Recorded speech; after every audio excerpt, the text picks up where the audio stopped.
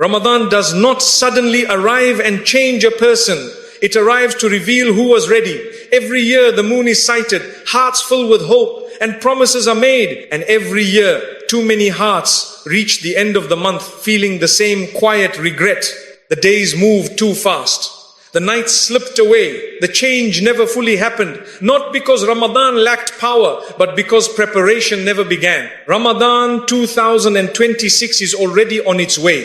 If readiness does not start now, the month will pass like a beautiful guest you never truly welcomed. Ramadan rewards preparation, not hope. Many people think Ramadan will fix everything the moment it starts. They believe the first fast, the first tarawih, or the first night will suddenly change their heart. But Ramadan does not work like that. Ramadan does not run on excitement, emotions, or big promises. It responds to what you have already built before it arrives. What you carry into Ramadan is what grows inside it. The people who benefit most in Ramadan are not rushing to catch up once the moon is seen. They are not panicking about missed prayers or unfinished goals. Their connection with Allah already exists, even if it is small. Their worship may not be perfect, but it is consistent.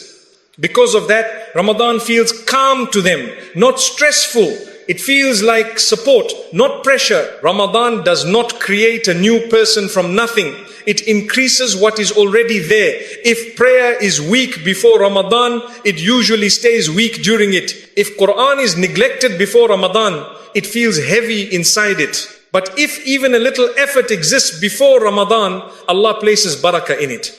A small habit becomes strong. A short dua becomes deep. A few minutes of worship become meaningful. Preparation is not about doing a lot. It is about doing something regularly. Even simple actions done again and again matter more than big actions done once. When preparation is missing, Ramadan feels tiring. Days feel long. Nights feel rushed. Worship feels forced.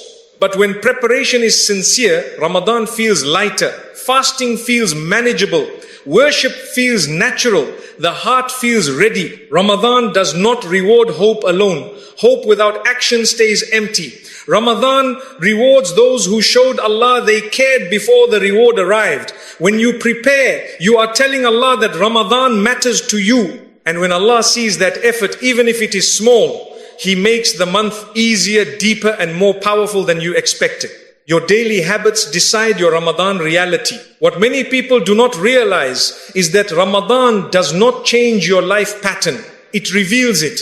The same habits you live with every day quietly follow you into Ramadan. The month does not erase routines. It exposes them. If your days are already rushed, Ramadan will feel rushed.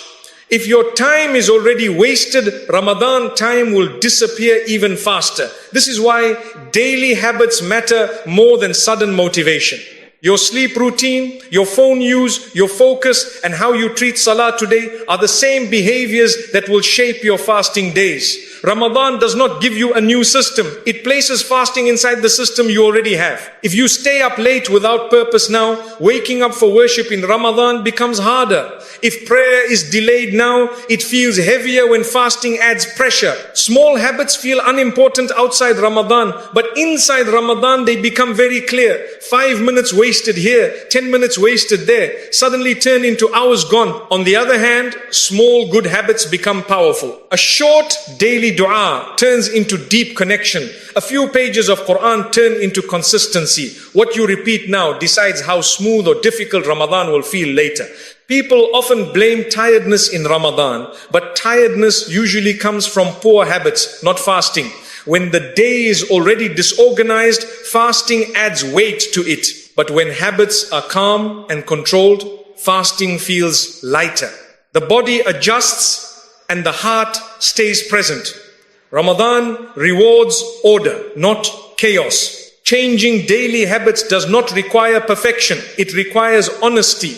Looking at how time is used, how attention is spent, and how worship is treated. Even small corrections before Ramadan change the entire experience. When habits improve, Ramadan feels like guidance instead of struggle. The month simply amplifies what you practiced before it arrived. The heart must be ready before the body fasts. Many people think fasting is only about the body. They focus on hunger, thirst, and long hours without food. But the body is not the hardest part of fasting. The heart is. A body can adjust in a few days. A heart that is restless, distracted, and attached to constant noise struggles much longer. This is why many people feel empty in Ramadan even though they are fasting correctly. If the heart is used to constant entertainment, constant talking, and constant scrolling, silence feels uncomfortable, stillness feels heavy, worship feels long. Ramadan does not remove these habits automatically. It brings them to the surface. That is why some people feel irritated, impatient, or emotionally drained while fasting.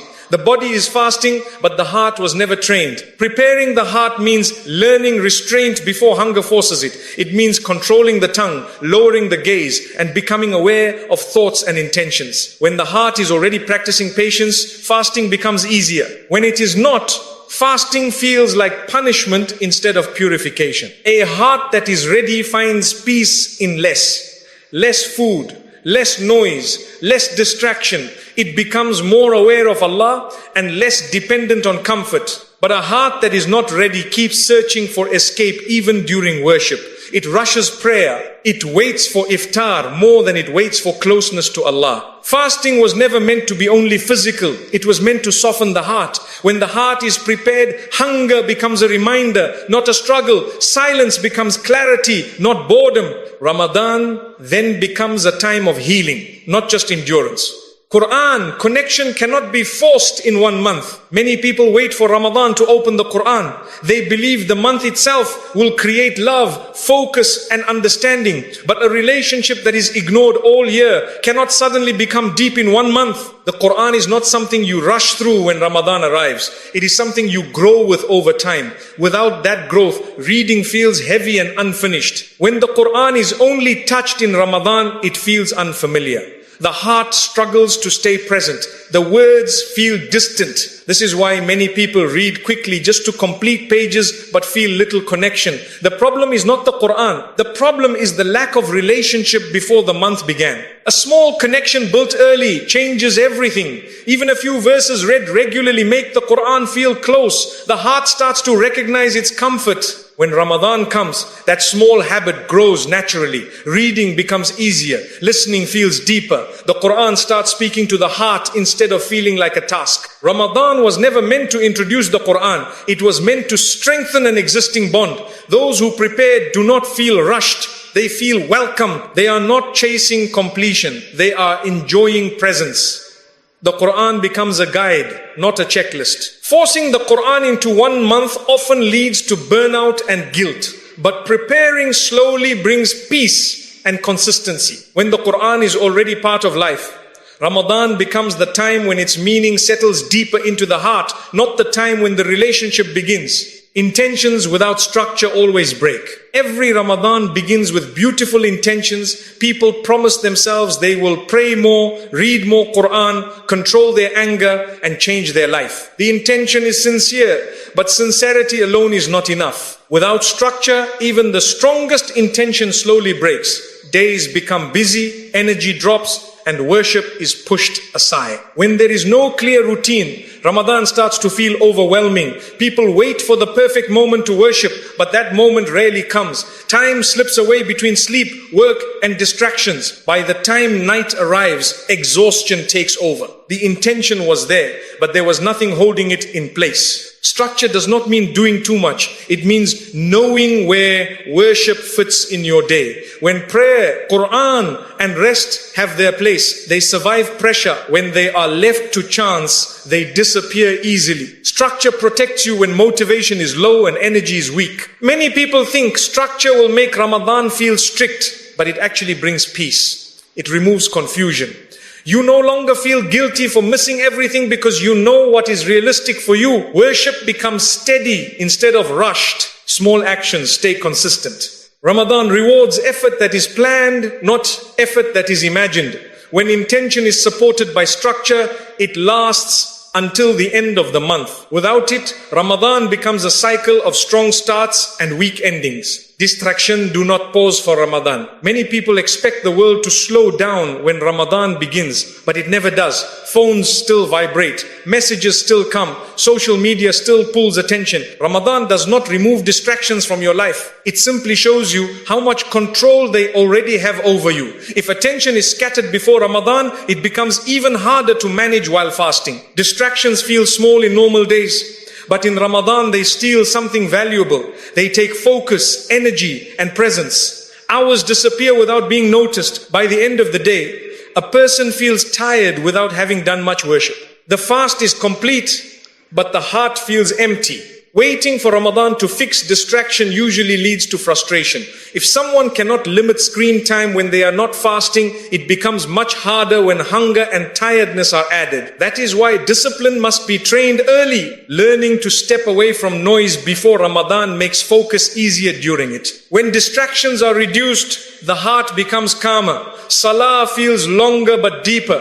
Qur'an feels easier to sit with. Time feels slower and more meaningful. Ramadan begins to feel like a break from the world instead of a battle with it. Ramadan does not demand perfection. It asks for awareness. When attention is protected, the month gives clarity. When attention is uncontrolled, the month feels rushed and shallow. Distractions do not pause for Ramadan, but you can learn to pause from them. Regret is the cost of late preparation. The hardest moment of Ramadan is not the hunger during the day or the tiredness at night. It is the feeling that comes near the end when people realize how fast the days passed. Suddenly, there are only a few nights left. The goals that felt possible at the start now feel far away. That feeling is regret, and it comes from starting too late. Many people enter Ramadan hoping to prepare inside the month itself. They tell themselves there is still time. But time moves faster than intention. Without preparation, days are spent adjusting instead of growing. By the time the heart starts to settle, Ramadan is already half gone. Regret does not come from lack of opportunity. Ramadan is full of mercy for everyone. Regret comes from delay, from knowing that better use of time was possible, from realizing that change could have started earlier but did not. That regret is quiet but heavy. Preparing before Ramadan protects the heart from that pain. It allows you to enter the month calm instead of rushed, focused instead of confused. Even small preparation creates confidence. You move through Ramadan with purpose instead of pressure. Discipline now may feel uncomfortable, but it is lighter than regret later. Ramadan ends whether we are ready or not. Late preparation turns the end of Ramadan into sadness. Early preparation turns it into gratitude. Allah gave you time because He wants you ready. Not everyone is reminded early. Not everyone thinks about Ramadan months before it arrives. When a thought like this reaches your heart now, it is not random. Allah prepares people before He prepares moments. Being reminded early is a form of mercy, not pressure. It means Allah is giving you time, and time is one of His greatest gifts. Allah does not rush transformation. He allows it to grow. When He wants good for someone, He places awareness in their heart before action is required. That awareness is an invitation. It is Allah saying, get ready, something important is coming. Ignoring that invitation is easy, but responding to it changes everything. Having time means you can move slowly and honestly. There is no need to rush or overwhelm yourself. Even small steps taken with sincerity matter. Allah does not look for perfection. He looks for effort made before the reward arrives. Preparing early shows trust and respect for what is coming. Ramadan will arrive whether we prepare or not, but how we meet it is a choice. Some will meet it tired, distracted, and unready. Others will meet it calm, focused, and open-hearted. The difference is not ability, it is response. If Allah has given you this time, it is because He